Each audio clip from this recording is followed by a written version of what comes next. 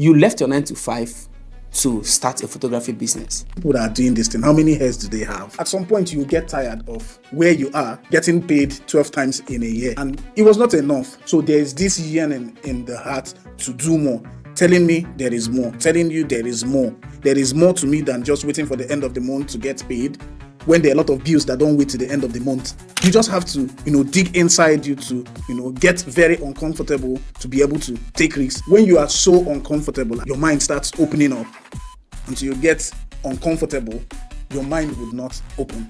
What's one advice would you give to a young creative, content creator, photographer, startup business owner who is struggling financially simply because they keep blowing the money away? One advice. I saw somebody take loan that he did not pay back at the time he's supposed to pay back, and the person did not die. They did not kill him. The worst that would happen is that the interest on the loan will keep accumulating. Before a banker can afford a car now, you have to think outside the box. I'm not saying they cannot afford it, but I'm saying that before you can pay off. Not to think of houses in Lekki that is selling for 400 million, 300 million. So that could be someone's life dream to get a house in Lekki. Yes. And they cannot afford it. You cannot. It's crazy. It's draining. So if you are thinking of launching out, first of all, ask yourself. Yes. So if there is one skill that you've developed so far in business, in the last couple of years you've left bank, that is helping you thrive in your business, what would that one skill be?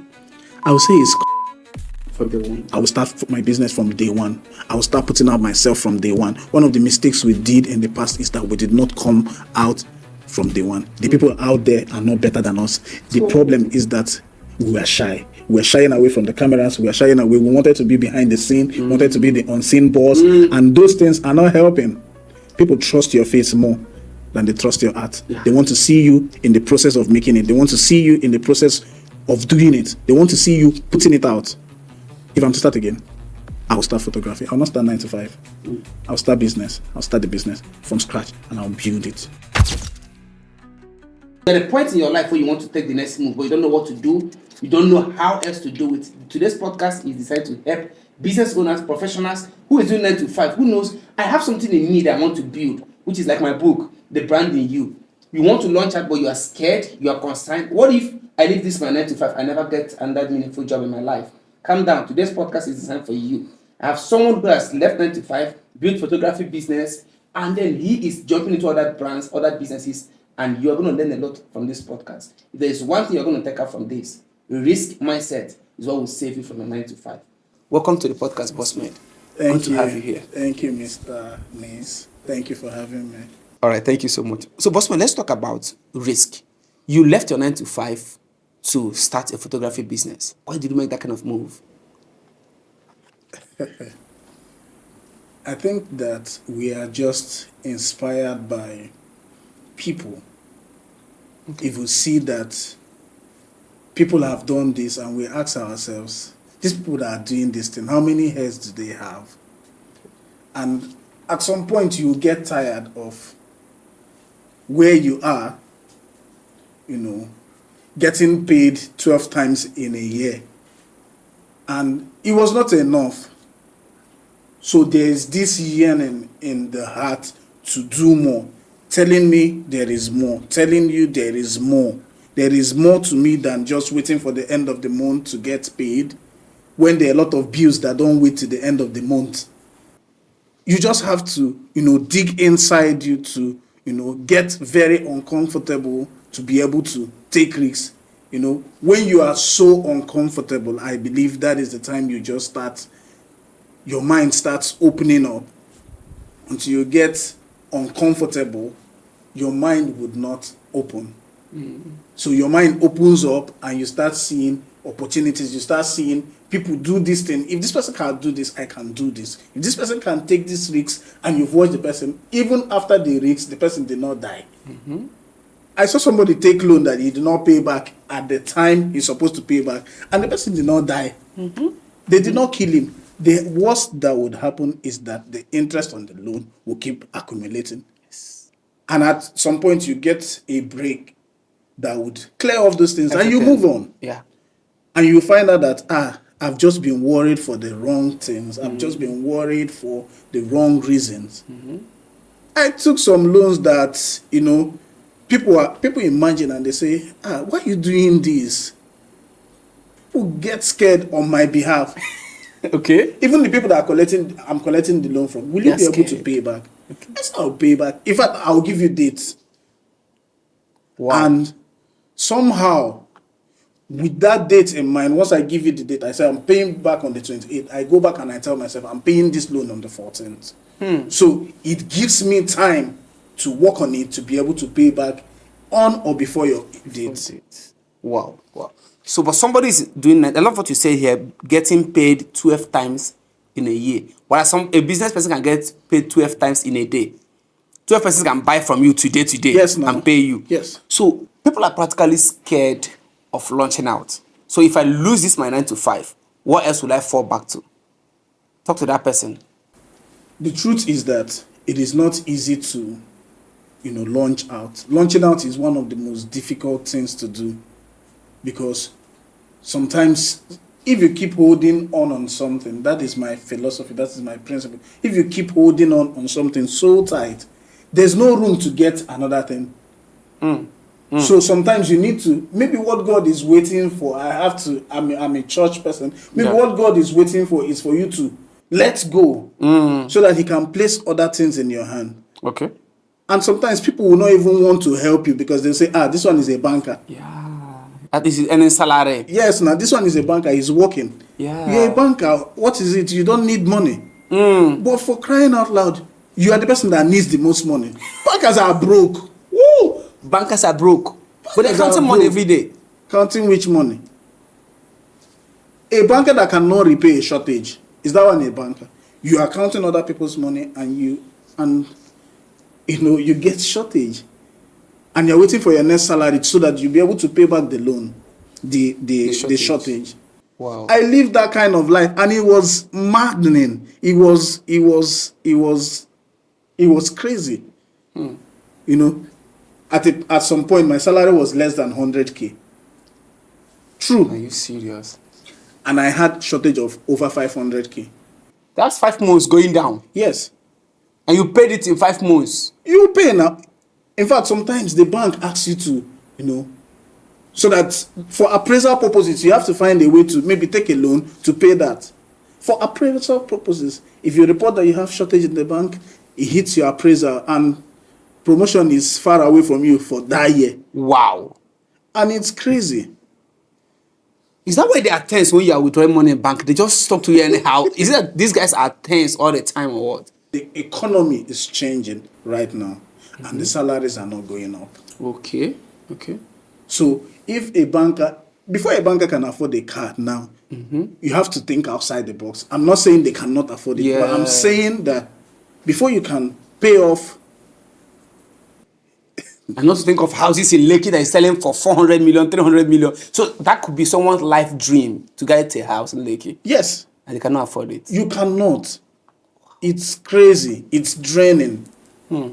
So if you are thinking of launching out, first of all, ask yourself, why do I want to launch out? Do I want to launch out because I want to get better? I want to see new opportunities. It might not come immediately. Sometimes if you launch out, it gives you the time and the space to look inwards, develop yourself, and see other opportunities.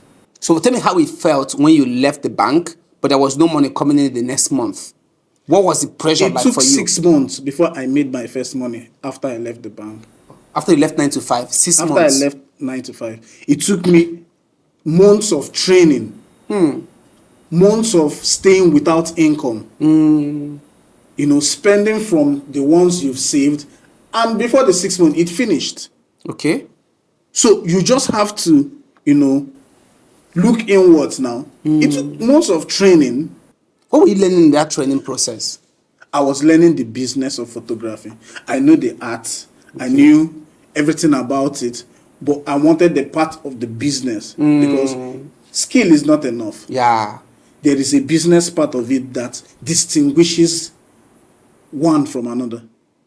Photographers, they say they are broke. In fact, they call them cameramen. And each time you see a cameraman, something comes into your mind. In fact, you see them in events and people want to push them aside.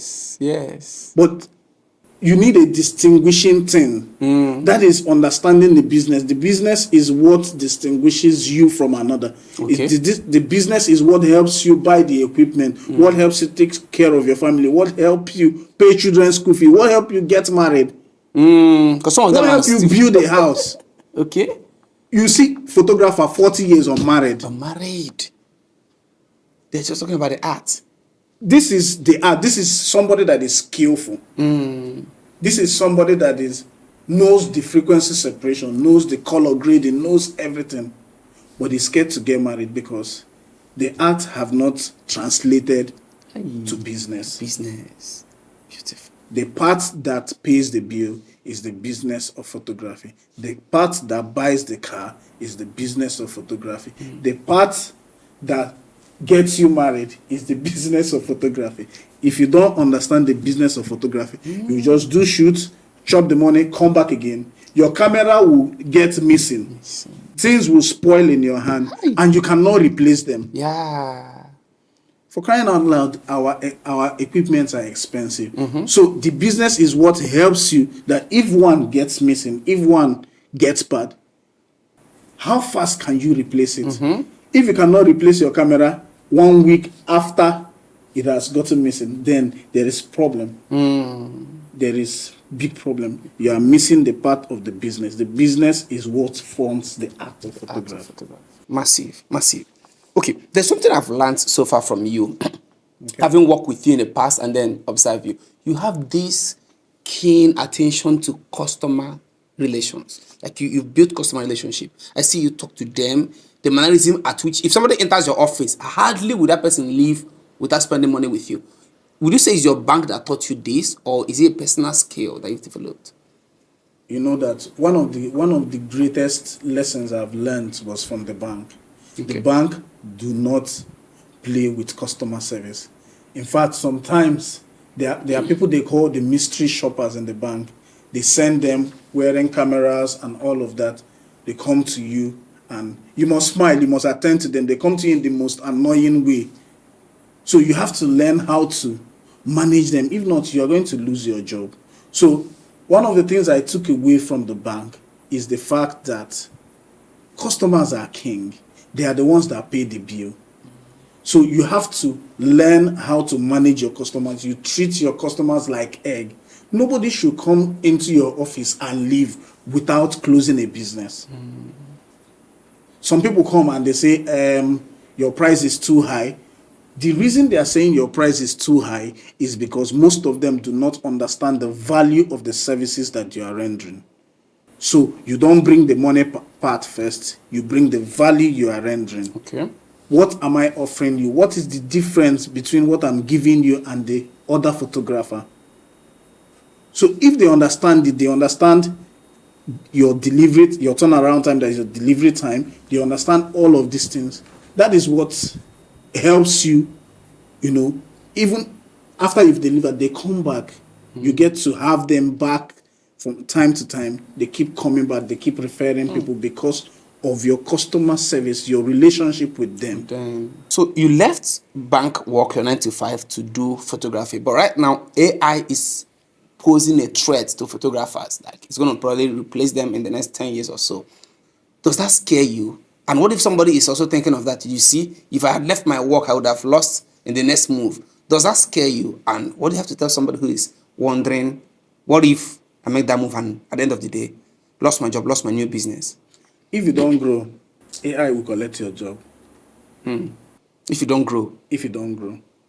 Now, one of the things that we are trying to do is to integrate AI into the photography. If you've not learned how to, or if you do not learn how to integrate it into your photography, in fact, the makers of Photoshop and all of those things, they've started integrating. There's a Photoshop AI now that helps you, incorporate photography and AI, and you make beautiful images. First, I don't think, yes, AI is going to take a lot of photographers' job who do not grow up. If you are doing fashion photography, if you are doing studio photography, those ones can in the next couple of years. It might not even be up to 10 years. Yeah. Because somebody can sit in the comfort of his house, take a selfie and say, guys, do this thing, put me in an office, do this one. And just the right prompt and you are there. But for event photographers, it might take a longer time. If they don't produce robots or whatever that will come for events and make you and have those feelings. Okay. But the major thing is that you need to grow, you need to learn how to fuse AI into your photography to make beautiful images. Okay. As someone that have worked in the corporate world, what has doing business in Nigeria taught you? Doing business in Nigeria is crazy right now. In fact, if you're a businessman in Nigeria, you need to have what's that thing they used to check BP? You need to have it close to your office or close to you at every time, because business fluctuates. It is not steady. Something goes up and never comes down. There is no light. You know, people spend a whole lot of money running daily expenses in the office. Sometimes, like, this place is open now. Maybe if you don't have generator, if you don't have light, or you don't have solar, as the case might be, you are spending over 20,000 running generator every day. By the time you do it in 30 days, that's almost like 600K running diesel or fuel for the office. So being a business person in this country at this time, is crazy. You need to also, in that your business place, look for other businesses around it. Look for multiple streams of income.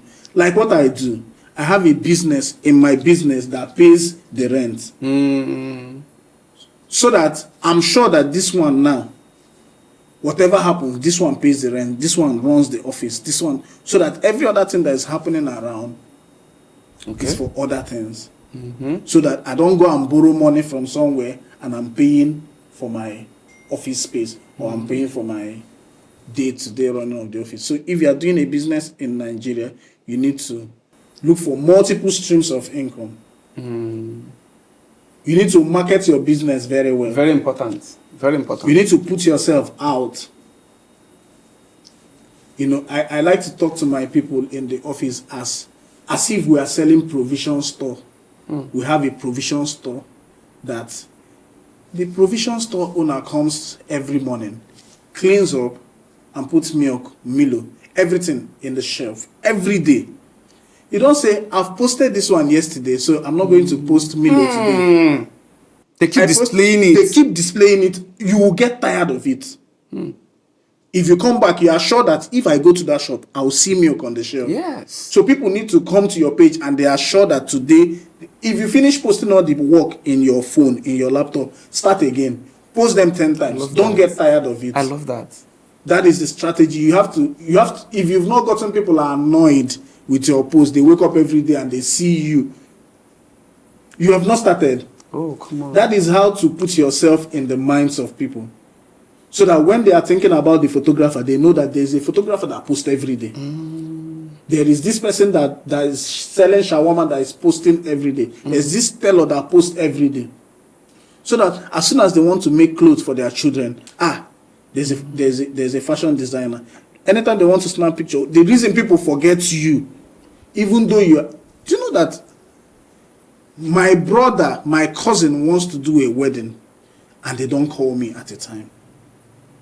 Why? They forgot. How will your cousin forget that you're a photographer? Wow. Because you are not talking to them enough. About it. You are not showing them. You are not showing up enough.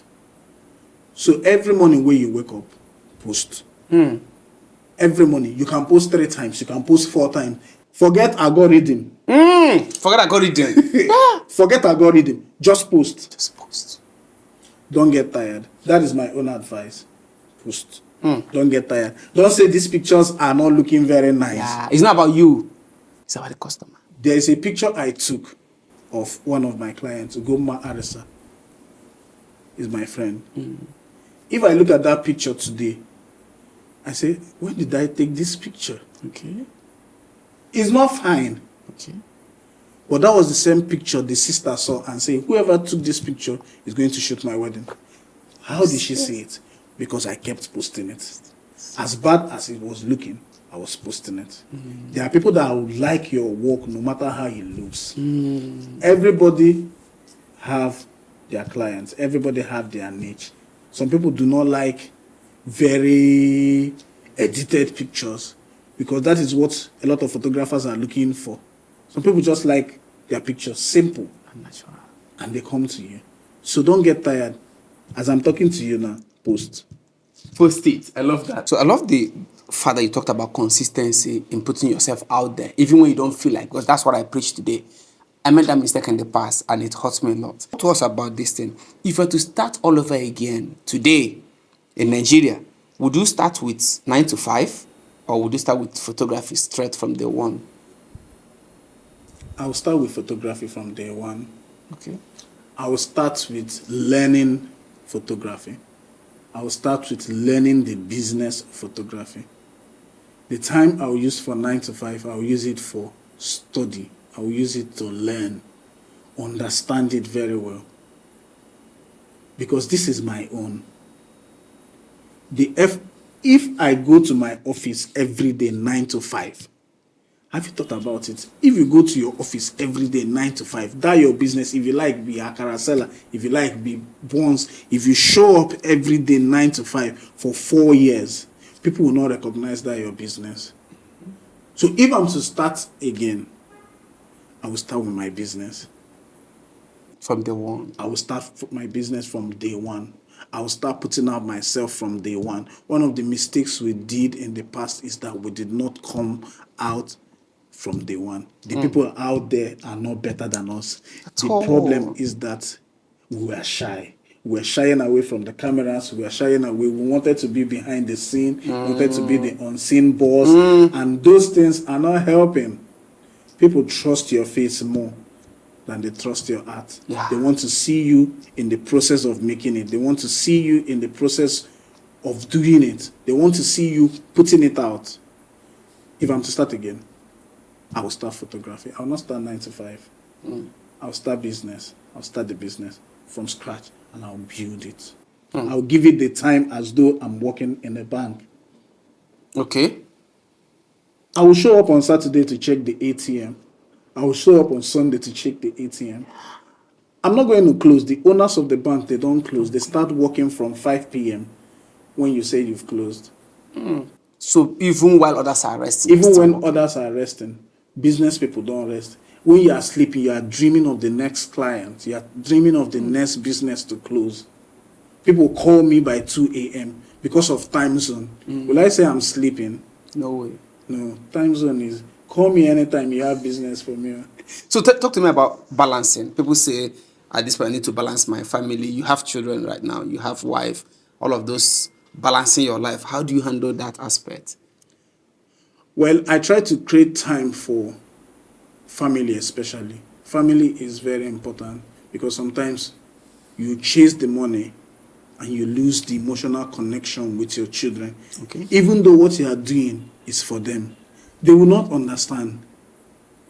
They will not understand that you did not show up to pick them from school. You did not show up for some of the very important inter-house sports meetings in their life. They will not understand it later. Did you feel your parents were there like that for you in the past? They were not. So how did they affect you? Yes, it affected me. I did not have a personal relationship with my father. Yes. But I was always seeing you guys around talking on phone and all of that. That's because we've grown up. Oh. I can stay 2 months without calling my father. And I don't want that for my children. Okay. I want to talk to my children every day. And that is what even now that I'm out of town, I talk to them every day. Because it is very vital in the upbringing of the children that they have their father, they have the voice of their father with them always. So you close from work, come to the house, give them 1 hour, play with them, ask questions, play with their favorite toy, try. balance it with your wife, and you'll be okay. You'll be okay. Yes. So if there's one skill that you've developed so far in business, in the last couple of years you've left bank, that is helping you thrive in your business, what would that one skill be? I would say it's communication. Excellent communication. Okay. Because with excellent communication, you can sell anything. I've seen myself in industries that does not concern me because I was able to communicate. I was able to learn it. I have excellent relationships with people. So I'm able to, okay, one of the times somebody contacted me and said that they want to buy a land, for instance. They want to buy a land. I became an agent. Do you understand? Because of communication. Because I was able to communicate. I was able to tell the person this and this and this and this. This is what you should do. These are the areas you should look at. The person now say, okay, go and find it yourself. I said, my commission is 10%. He said, there's no problem. And we closed the deal. I found an agent to do that and collected the money and we shared it. So one of the basic skills or one of the most important skills was communication. As I'm talking to you now, it's not something I learned in school. It was doing business, working in the corporate world, talking with people. So tell me your next move. Like, what's the next big thing for Bossman Photography, and what is that thing for you that scares you right now? I have a lot of fears. Even I have a lot of fears. But you don't look like one that has fear. I'm scared. I'm scared with the way the country is going. I'm scared with the way a lot of things are happening. The next step for my business scares me the most because it is capital intensive. It's production. Production is the way forward because the part of the country I live, everybody wants to come and do business in Lagos. And I'm thinking, this business they are coming to do in Lagos, how do I bring it to them? How do I, bridge the gap? For instance, I want to own a photo lab. That lab is going to produce all photography materials from photo book, from calendar, from, videos. We'll have a video editing section. We'll have photography, the studio. We'll have the production part where you produce the frames, all in one place so that you can step into this place and say, I want to do photo book, and you produce it. I want to do frame. Everything happens in one place. Both the training of photographers, both the training of content creators, everything is going to be like a school, a photo school where people can attend and you come out a whole person from content, video, pictures, production. All of them will happen in one place, and it's capital intensive, and it scares me. Because I know I don't want to snap picture forever. Yeah, it's not even possible. You can imagine me at my old age carrying camera. I don't want it, but I want to own the business where people can come in and say, yes, this business is owned by Bossmed, and we work for Bossmed. I want them to work. I want to go into a lot of things. I want to do agriculture. Yeah. I want to sell egg. Wow. I want to touch a lot of things. I want to own a farm. Some of these things I'm talking about are already in process, but it's scary. It is scary. And we'll fall back to our first conversation. Okay. Loan. Give me money. If you have loan that you can give, Bring it on. bring it on. So, I have seen you do things. Before I let you go, I want to ask you this last question. Young photographers struggle with this because they don't understand the place of financial management. They make money, they spend money, they blow it away, they come back because they believe that money will always come back in the business. What's one advice will you give to a young creative, content creator, photographer, startup business owner who is struggling financially simply because they keep blowing the money away? One advice: you don't have this stage forever. You will not be this hot forever. There will always be somebody hotter. As we grow, there will be a new photographer that is doing what you cannot do. You know, because you are the one that is reigning now, a lot of money is coming to you. You are sure that if I spend this money now, somebody will come tomorrow and book me. But that is not the time to blow it up. That is the time to save. That is the time to invest. You can count photographers where I'm coming from that own a plot of land. Just a plot. You can count photographers that own a car. You can count photographers that own tangible things. Because of this mindset, I want photographers to be able to say, I own this hectare of land. I own this property. Because the money is coming, but we are not spending it wisely. You see photographers go for event and they are sewing new clothes for every event. Because there's money in their hand, they want to buy everything buyable. You don't even need to own the latest camera. You might need to own the latest property. Let us invest, young photographers, please. Let us invest. Let us develop ourselves. If you get 1 million, look for a plot of land inside your village and buy. Look for a property. You can join hands together and develop something. And that is what is going to count in the future. When you are tired and you are weak, those things you have saved up for the rainy days would help us. Thank you so much, Mr. Bossmed. I love every bit of this podcast. And then if you're a creative who is watching this podcast, I want you to be rest assured that if you can play by the rules we just discussed right now, you can build a brand that you and your generation will be proud of.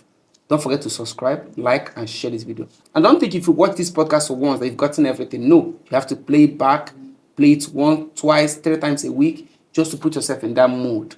Thank you so much. I appreciate it. Thank you, sir. Get my book. Let's